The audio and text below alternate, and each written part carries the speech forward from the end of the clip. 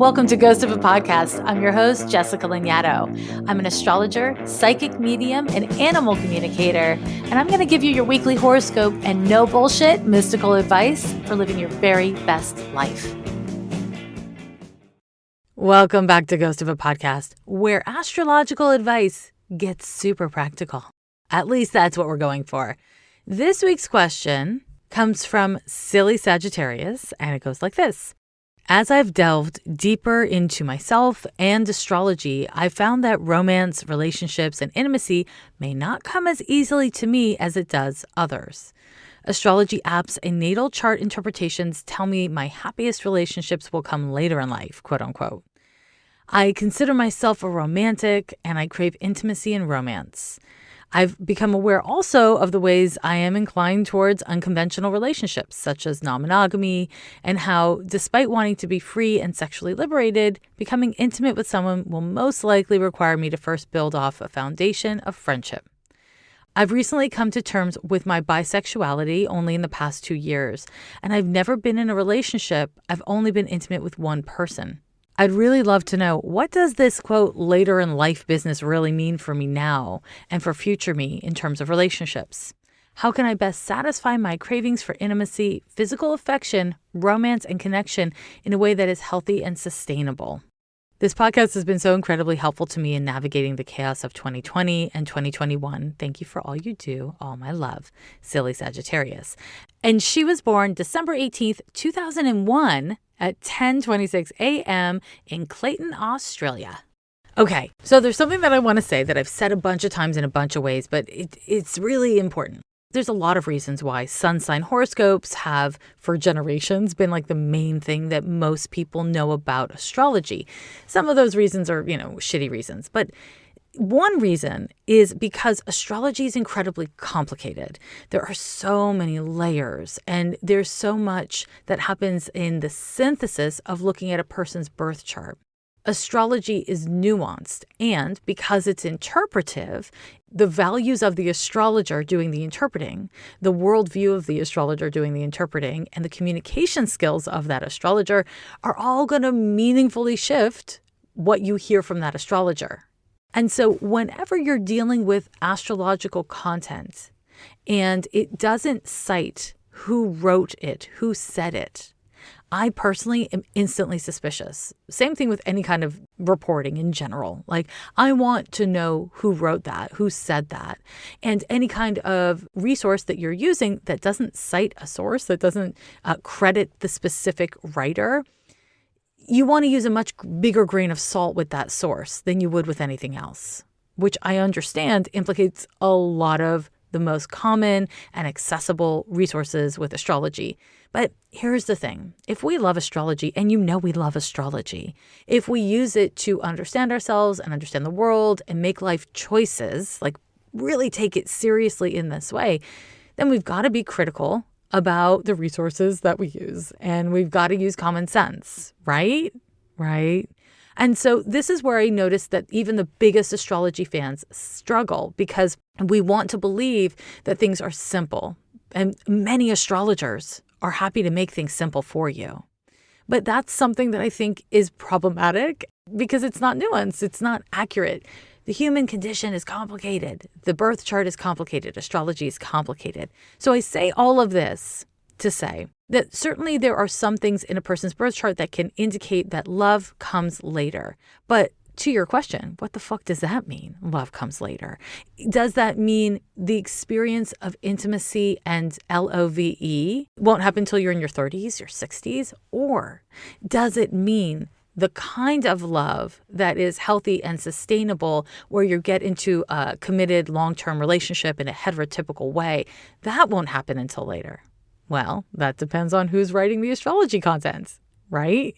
So again, you just want to be a little bit critical because you, my dear Sagittarius, are not the only person who writes me questions being like, I've read this thing and it's fucking with my sense of self and I'm scared of it. It is, from my perspective, as an astrologer and a human person, it is a misunderstanding and misinterpretation and oversimplification of a thing. We are not our parts. We are the sum of our parts. That's true in astrology. It's true across the damn board. And so when we are looking at something like love and intimacy and closeness, especially for somebody as young as you, right? Because you're not even 20 yet. You've got nothing but space and time to get to know yourself as an adult or as a young adult, right?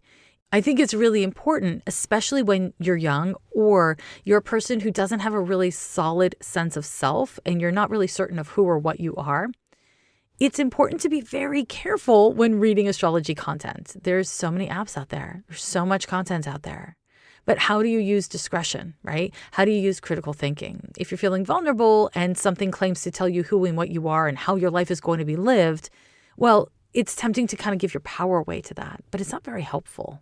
So again, I just want to give you a word of caution. Use your damn common sense when consuming astrology content and know that while something may ring true, it may be interpreted off for you. There may be mitigating factors in your birth chart that change this one aspect that you're reading, right? So all of that said, my dear, let's get into your chart. So yes, you have got this beautiful Uranus conjunction to your ascendant in Aquarius. So queer. Doesn't mean gay. Doesn't mean gay inherently, but it does mean queer, just not heterotypical, right? And so it's not uncommon for people to be queer identifying in whatever way, or to just want non-conventional relationships and to be non-conventional. Another thing that placement tends to indicate is that you're independent and you're autonomous and you're weird. And all of these things can lead to being single. They can also lead to having a rich, dynamic, adventurous love and like life. And I said like because let's not undervalue platonic love and friendship, and let's not undervalue hooking up, romantic flings, that kind of stuff. That's not necessarily love, but it's certainly lovely and fun. And the Uranus placement that you have can incline yourself to that. Now, that said, that would be the closest thing to an indication I would see about falling in love later in life. Generally, when we see something that is indicated to be a later in life love aspect, Saturn is involved because Saturn's a planet of maturity.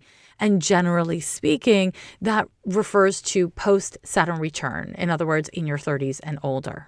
But there's nothing in your chart that I would say suggests that you would have, wouldn't fall in love at any age. There's nothing that is age specific around your love and intimacy issues that I see.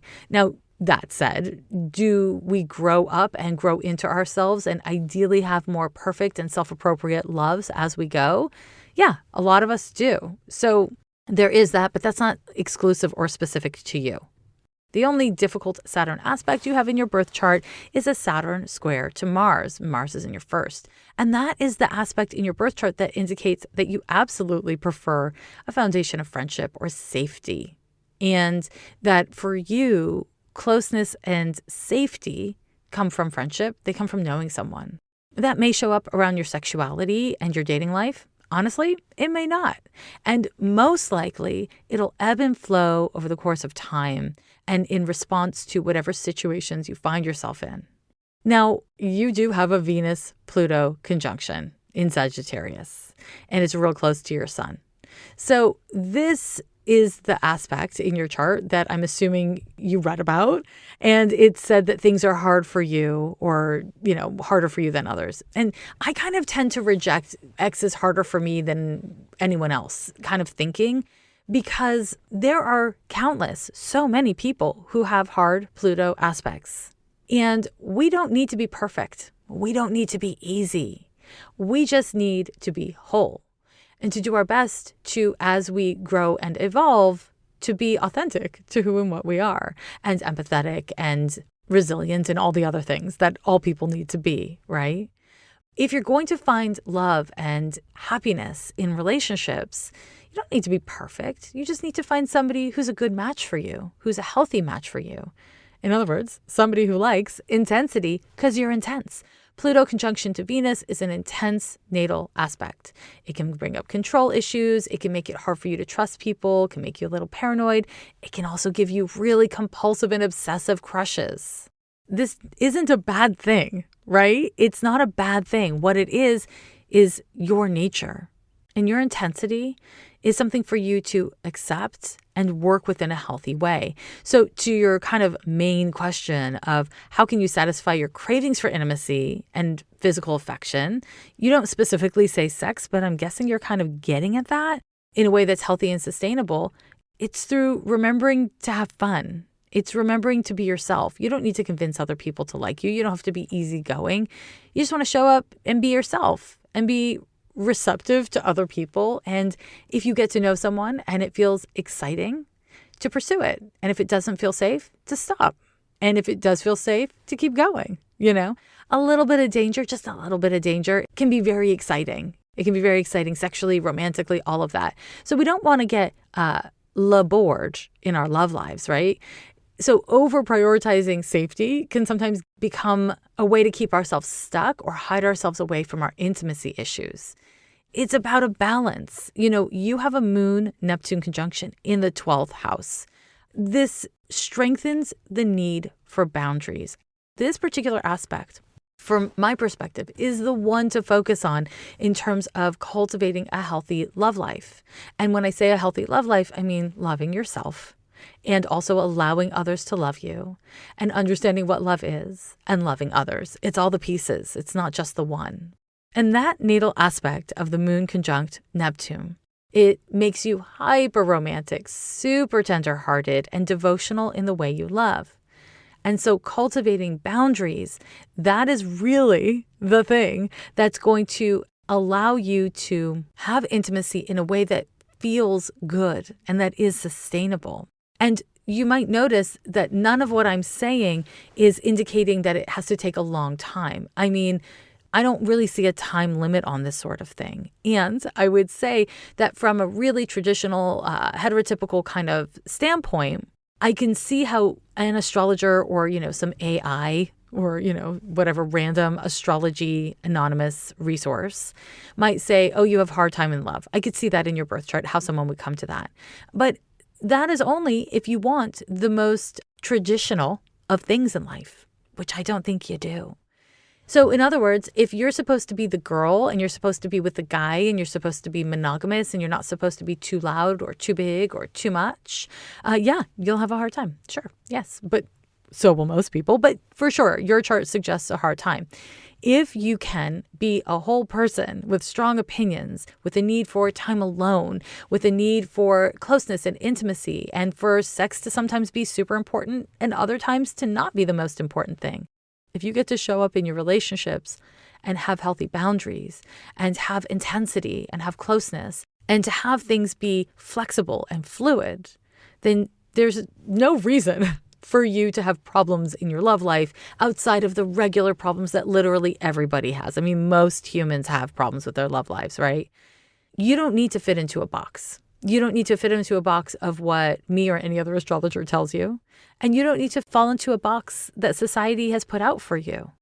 I am a firm believer that, especially in one's 20s, the best way to cultivate a healthy love life is to figure out how to love yourself and what feels like love.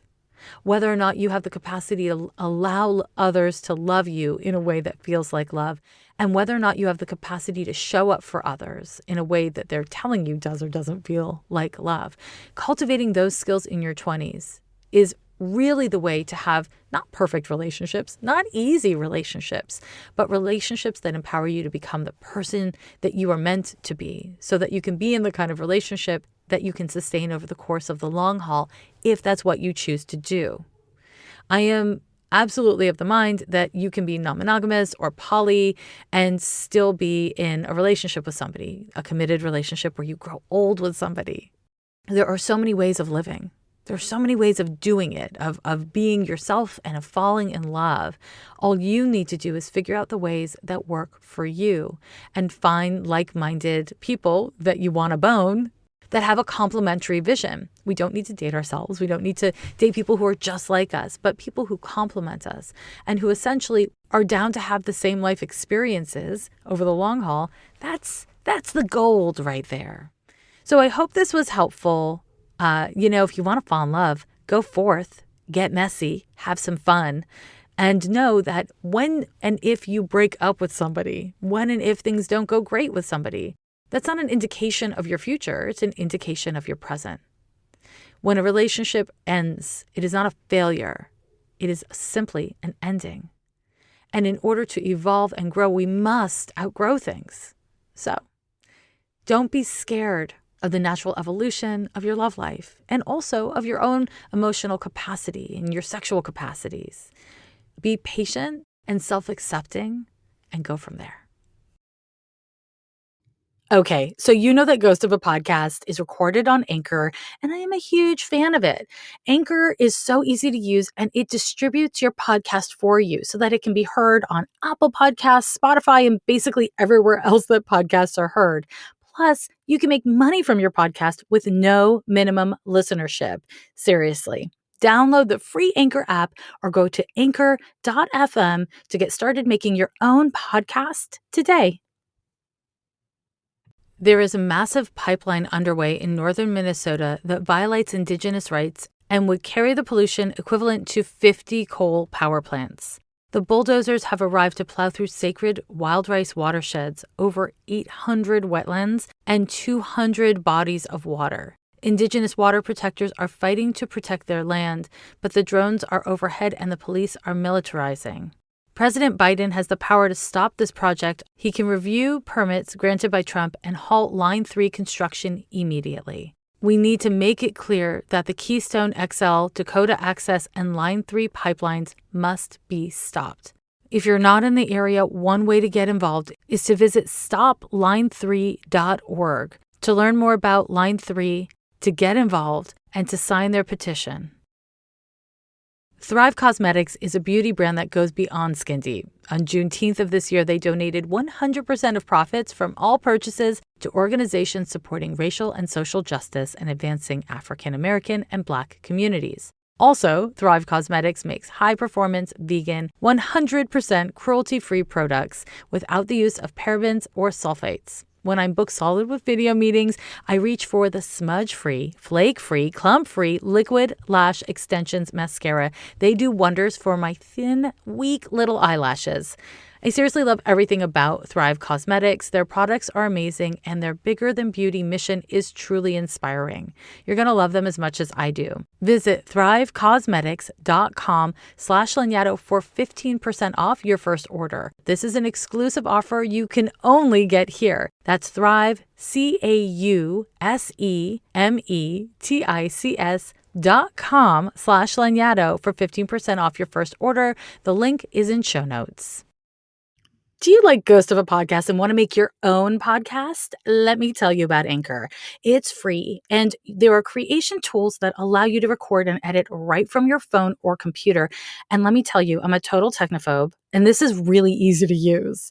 If you've got an idea for a show with music, you can get started by downloading the free Anchor app or going to anchor.fm. If you need some inspiration, head over to blog.anchor.fm/music for some idea starters. Let's get into your horoscope. This week, we're going to look at the week of August, the 22nd through the 28th. It kind of blows my mind that it's already so late in the year. I don't understand how that happened, but here we are. Before I get into the details of your horoscope, I just want to say, hey, Californians. I'm in California. You're in California. Do we love it? I love it. But are you registered to vote? I feel like it's super important for me to remind you that we have a recall of the governor on September the 14th. Make sure you're registered to vote and that you vote. 2020, as hard as it was, everyone was so engaged and activated and coming together. And I fear that we have lost a lot of that in 2021. And it's just really important to remember to participate in the system that you live in. Because, this recall, whether you like the current governor or not, is really problematic. And, these are my opinions. You don't have to agree. And if you disagree, you don't have to tell me about it. These are just my opinions. I want to encourage you to vote and to vote no on the damn recall. Okay, thanks. Also, if you have friends in California and you're hearing this, you may want to be like, hey, I love you, nerd. Are you registered to vote? Being a responsible citizen and being a spiritual person, to me, they're deeply, deeply connected, like seriously deeply connected. And so I'm always going to encourage people who are consuming astrology content and spiritual content in general to be engaged in the world around you and to the best of your ability, participate, show up. So here I am, once again, asking you to vote. Okay, now to La Horoscope. This week, again, we're looking at August 22nd through the 28th. And this week's horoscope kicks off with a full moon. It's a blue moon. And you know why they call it a blue moon? Because once in a blue moon, we get a full moon in the same sign twice a month. Kind of cool. Anyways, this is a full moon in Aquarius. It is exact at 5:02 a.m. Pacific time. And it's kind of a big deal. This full moon is happening at the exact same degree as the Mars opposition to Jupiter, which was on July 29th. Now, you may remember I talked about this on episode 216. So if you want a little refresher, you can go read the transcript on my website or re-listen to that part of the episode because it's kind of a big transit. And the fact that this full moon is hitting those same points in the same signs is likely to be meaningful. It is really important, before we get into like the emo, delightful details of this full moon, it is really important to mask up, indoors especially. Mask up whether you're vaccinated or not. There are many people who have compromised immune systems. There are many people who are unvaccinated globally, not just domestically. And there are many children who cannot get vaccinated. And if all you're thinking about is yourself and you're like besties and you're not thinking about everyone else, that is a spiritual crisis. I've said it before. I'm going to say it again. It's a spiritual crisis. It's really important that we just take care of ourselves and take care of others and understand how these two things are interconnected. Vaccinated or not, wear a goddamn mask. Okay? Okay, I love you. Thanks. Okay, so this full moon, lots to talk about. It is another full moon in Aquarius, which means the sun and moon are opposite each other. The sun is in Leo. It's the final moments of Leo season. And we're going to move into Virgo season right after this full moon. So it's a big bang closeout of Leo season, which is kind of fitting, right, for Leo season. So this chart has a lot going on in it. Per usual, we have the Saturn-Uranus square that is active in this chart, really testing our sense of reality, testing our mental health, and testing the systems that we live by, our sense of reality, how we engage with what's real and what's important to us. Now, that's true on a personal level. It's also true on a systemic level. So we are seeing issues around infrastructure in government and technology and the global community and all of these things. There's obviously a great deal going on in the world right now. And seeking to solve problems in the same old way with the same approach is just not well starred, my friends. It is not well starred. And that's not just with this full moon. It is absolutely what is true and real at this time and will stay true and real for a good fucking long time. Now, this particular full moon is an opportunity to cultivate clarity. Mars and Mercury are still conjunct. It's a much wider conjunction than when I talked about it in last week's episode, but it is still conjunct, being irritating, being agitating, creating a sense of urgency about what you think and about your friendships and about what you want to say and how you want to be heard. We also have in this full moon chart a Jupiter conjunction to the moon in Aquarius. And that on the positive absolutely creates a sense of openness and gregariousness and the potential for things to be lucky or expansive. On the negative, it can really incline us to want quick and easy answers, to make snap judgments that are just that, they're judgments, and to want to skip over the nitty-gritty details in favor of the big picture, which may lead us to making some pretty big mistakes. Now, the Jupiter placement is important, especially in the context of that Mars-Mercury conjunction, because if this full moon's potential is for us to clarify our beliefs and to clarify what may be limiting us, it will take some measure of intention. I want to really ground and center you this full moon into your own motivations, your own intentions. This is a powerful time for looking at your own limiting beliefs. Whether it's a limiting belief because you just haven't fully integrated or updated your belief systems based on what you've learned, or whether it's because of your ego, because of course we are dealing with the sun in Leo. If your pride or your ego is getting in the way of your own capacity for innovation and expansion and progress, that's such a shame. But this full moon, this energy that we're feeling on the 22nd and throughout the week, honestly, it's really helpful for you getting out of your own way. Because of the Chiron-Venus opposition that we see in this chart and will be exact later in the week, you are likely to feel kind of pressure from either the inside or the outside to identify or honor your values in a way that might be kind of painful, in a way that might actually bring up trauma or require you to move past your trauma responses. That's hard. I mean, it's super hard. But luckily, again, we've got this Jupiter-Moon conjunction, which means Jupiter opposite the sun. And that really supports us in making leaps, creative leaps, joyous leaps, bright and life-affirming leaps. It just won't happen from pie-in-the-sky intentions. It will happen from some sort of focus of your intention. Be clear about your motives. Be clear about where you're starting from. And luckily, Aquarius energy is actually quite supportive of that. This is a full moon that can help you to identifying and removing blocks to your progress.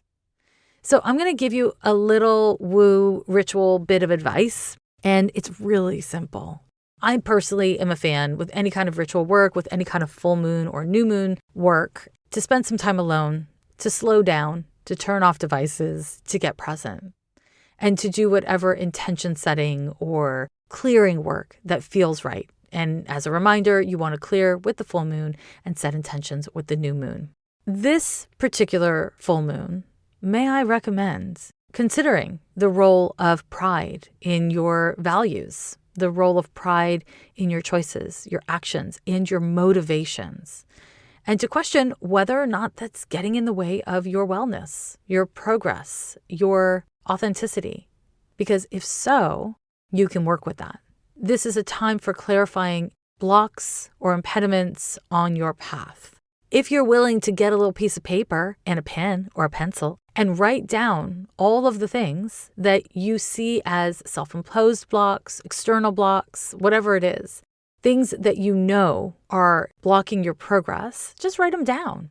And if you find everything on your list is not your fault, everything on your list is completely out of your control, see if you can dig a little deeper to see your own actions, your own agency, what you're choosing, how you're engaging.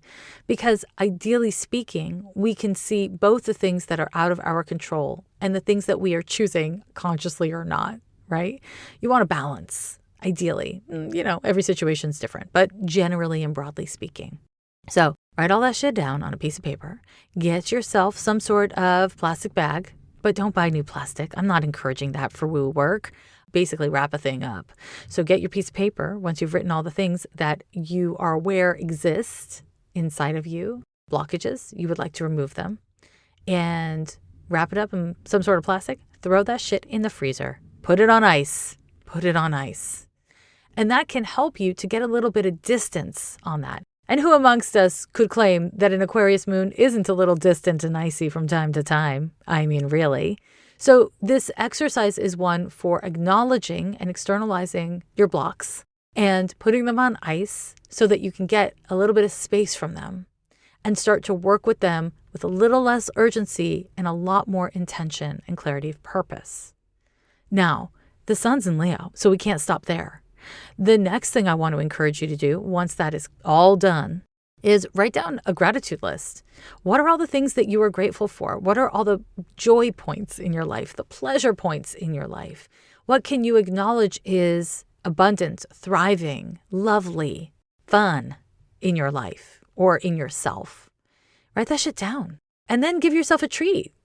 Some sort of like celebration, some sort of birthday cake for you. I mean, and not literally a birthday cake, but something that feels like a life-affirming gift that you are giving yourself because you can.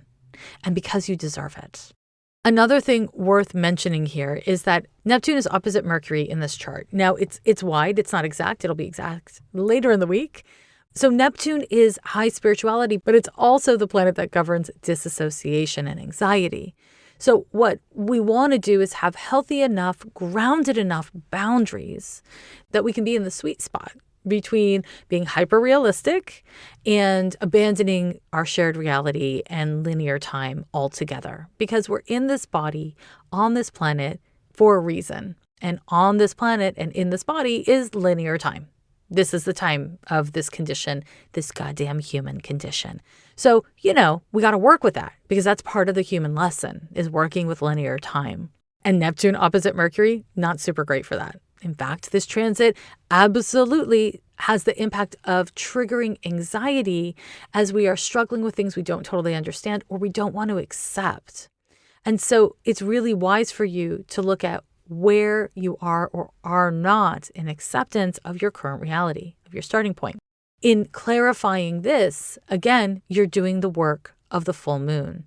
Now, everything I'm naming here is going to continue to be a big deal throughout the week. So if you hear this, the day after the full moon and you're like, damn, I missed it. No, you didn't. It's the most potent to do this with the full moon, but you can do it whenever you can do it. And whenever you show up is good. Just show up. That's the move. Now, on the 23rd, we have another transit. Venus forms an exact trine to Saturn. Now, I love this transit. It has a lot of positive benefits and potential. One thing is it's a really good time to organize your finances. It's a great time to check in with your finances, organize your finances. And if you've been like, I need to make a meaningful purchase, whether that means it's expensive or it's something that'll be a big investment in your life and wellness, bada bing, bada boom, Venus trine Saturn. Very good. Now, I'm going to say something that kind of is mitigating to that for the 24th, but for the 23rd, if you're pretty clear about what you're spending your money on, good on you, Venus trine Saturn. Another thing about this transit is it's stabilizing for relationships. Venus trine to Saturn is a time where you can let people know how much you appreciate them. The gratitude list is embraced by Venus trine Saturn. Saturn loves a list, and Venus loves gratitude. So you see where I'm going here. Venus trine to Saturn is also a good time for dealing with your image, the way you look, and coming to greater acceptance around it, working with who you are right now and how you look right now. I know I've talked about this in various episodes before, but if you're struggling with self-esteem around the way you look, your gender expression or presentation, your body weight, your hair, whatever the fuck it is, diversify your feed. If you are on social media, if you are exposing yourself to many images of other humans, make sure you are following many humans who look like you and many humans who have a positive, constructive, life-affirming, health-promoting version of, what you aspire to be, what you are. And then, of course, make sure it's diverse outside of that so that your worldview doesn't get so small that you run into the unintended consequences of all kinds of bullshit that happens when we only see people who look like ourselves. But specifically with the Venus trine to Saturn, you want to make sure that what you are visually consuming, what you are aesthetically consuming, isn't adding to negative self-talk or negative self-view. And that has a really easy fix, my friends. It's just changing up who you follow. And I don't want to blow your mind, but there's a mute button on most social media platforms. If you can't unfollow someone for some sort of social political reason, you can always mute them. That is glorious, glorious thing. Okay, so that brings us to the 24th. The 24th is when we have a Mercury opposition to Neptune. This transit's so uncomfortable. I'm not going to lie. Now, like I said during the full moon chart, Mercury opposition to Neptune is active all week long, and it's exact on the 24th. This transit is anxiety producing. Most people feel a sense of anxiousness or anxiety with this transit because Mercury is how you listen. It's what you think. It's how you connect with your friends. And Neptune is uncertainty, and it's so big that it's hard to keep track of yourself when Neptune comes around. When we go through this transit, a common thing that occurs is you are confronted with the ways in which you do not have boundaries or you need boundaries. But the mental anxiety that the transit stimulates is a distraction. So essentially what I'm saying is you experience the anxiety in part because you don't have boundaries or you don't have certain boundaries that you require or need or would benefit from. And so instead of being like, oh, I'm really clear that I don't have great boundaries with this friend or with my relationship to the news or whatever it is, we focus on the anxiety itself because anxiety is like that. It kind of compels us to really be in it, often to the exclusion of other things. And so I want to just kind of put this little bee in your bonnet. Whenever we have oppositions to Neptune or squares, but especially oppositions, our boundaries or boundarylessness is being reflected back to us. If you can keep your mind kind of trained on that, like, okay, where do I need greater boundaries? Are they energy boundaries? Are they behavioral boundaries? Are they verbal boundaries? Am I clarifying my boundaries for other people, but not managing them for myself inside of myself? And I've talked about boundaries a bunch. I've dropped podcast episodes about them a bunch. And also in recent months, I've dropped a lot of content about boundaries on my Patreon over on the kittens level. So you can always join me there. Wherever you get your boundary fruits and vegetables, your healthy diet, it's not a one and done thing. You want to keep on working on it. You want to keep on checking in with it. What are your boundaries? How are you managing them? Where do they need tweaking? Now, Mercury opposition to Neptune is not Mercury retrograde, but what I'm about to say sounds a little bit similar. Not a great time for major purchases or signing contracts because it's a transit that makes us likely to miss out on details, not advocate for ourselves really clearly, that kind of shit. So if you have to do any kind of negotiation or contract signing, just triple check what you're signing on for. Ask someone you trust who, is really grounded to help you out if you can. You don't need to freak out. You just want to use this information to make the most of life and to be prepared. If it's going to rain, just bring an umbrella. Don't freak out. Bring an umbrella. And that brings us to the last couple of transits of the week. And yes, it is a couple. On the 26th, we have an exact Venus opposition to Chiron and Mercury trine to Pluto. Venus opposite Chiron is a bit of an ouchy transit because Chiron always confronts us with some sort of crisis around our awareness, not just a behavioral crisis. It's really a lot to do with our awareness and where we're oriented inside of ourselves. And then by extension of that with others. Now, as you know, oppositions often get projected out, aka played out in interpersonal relationships. And what planet is more interpersonal than Venus? None, I say, none. So Venus opposite Chiron is likely to confront you with some sort of pain point around your relationships. And this may be around a theme that you have in your relationships. It may be an active issue that comes up with you and someone else or a couple other people. Or it could be something that's like from the past that just comes up and you feel funky about it. Venus opposition to Chiron can also kind of have a similar impact on your relationship to how you look, your relationship to your gender expression, or your finances, because those are all Venus's, bag of tricks. So the thing to know about this is that as difficult as it may feel, and as upsetting as it could be, it's also an opportunity to achieve some measure of healing. And this is liberating, right? Healing is an act of liberation. It's also difficult and painful, and often the process of healing feels worse than the process of breaking. That's a fucking bummer, but it is what it is. So basically, when we're in this transit of Venus opposition to Chiron, you may feel pretty shitty. You may feel pretty bad. And the way that you respond to your feelings is really important. It's important to parent yourself kindly and firmly and to nurture yourself empathetically and firmly. Yeah, I'm going to advocate for being a firm parent to your inner child or a firm parent to your inner wounding. I'm always going to encourage that. That's just, I'm a Capricorn, so of course I am. So The good news of this transit is it's happening the exact same time that we have an exact trine between Mercury and Pluto. And this transit is so beautiful for facilitating connections. Mercury, of course, is figuring things out. It's your mind, it's your thoughts. And Pluto is deep. And so when we have a Mercury trine to Pluto, our capacity to achieve penetrating insights, to figure things out, to see things in a way that is both deeper and more meaningful than we were seeing them before. Check, check, check. Win, win, win. This is a great couple of transits to have, because if we're going to have to go through a Mercury opposition to Chiron, if we have to go through a Mercury opposition to Neptune, because yes, we'll still be feeling that, having Mercury also form a trine to Pluto is really good news, because it is essentially like wind beneath our wings. It is a support for making connections. And if you set the intention and keep on returning to setting the intention to focus your thinking on positive, creative, and generative things, or if you can't handle that, neutral things, then you can get a great deal of value from these transits.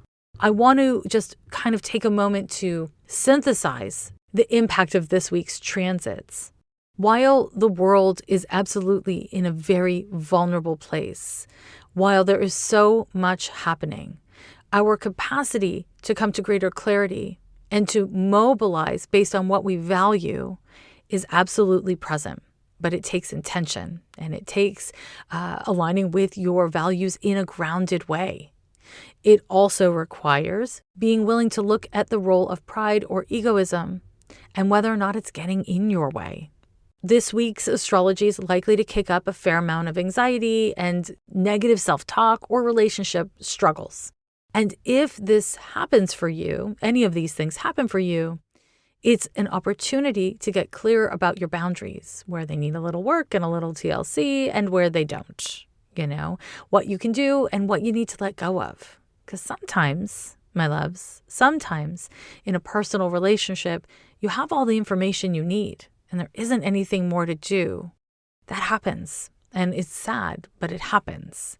And whenever we hit full moons, it's a time of closure, which can be a time of endings. So all of this is active this week. And throughout it all, the worst thing you could do is abandon yourself. Don't abandon yourself. Show up. Show up for yourself with empathy, with care, and also with responsibility to what you believe in, what you value. Now, let me run through the transits one more time for you, if you're taking notes. On the 22nd at 5:02 a.m. Pacific time, we have a full moon in Aquarius at 29 degrees and 37 minutes if you're counting. On the 23rd, we have an exact Venus trine to Saturn. On the 24th, Mercury forms an exact opposition to Neptune. And on the 26th, we have two exact transits, Venus opposite to Chiron and Mercury trine to Pluto. And that, my loves, is your goddamn horoscope. As always, I thank you so much for joining me. I think this month we hit 3 years of Ghost of a Podcast. I really love making this show, and your subscriptions really help this podcast to thrive. So if you haven't already subscribed to Ghost of a Podcast and you are listening to it, please just hit that damn subscribe button. Do it, my friends. And if you like what you're hearing, if you've ever gotten value from the show, please leave me a 5-star review on Apple Podcasts or wherever you want, whatever floats your boat. If you want more astrology and woo shit midweek, join me over on Patreon and also follow me on social media. Anyways, I hate saying goodbye to you, but for now, I say adieu. Bye-bye. Every year they say the end is near, but we're still here, yeah, we're still here.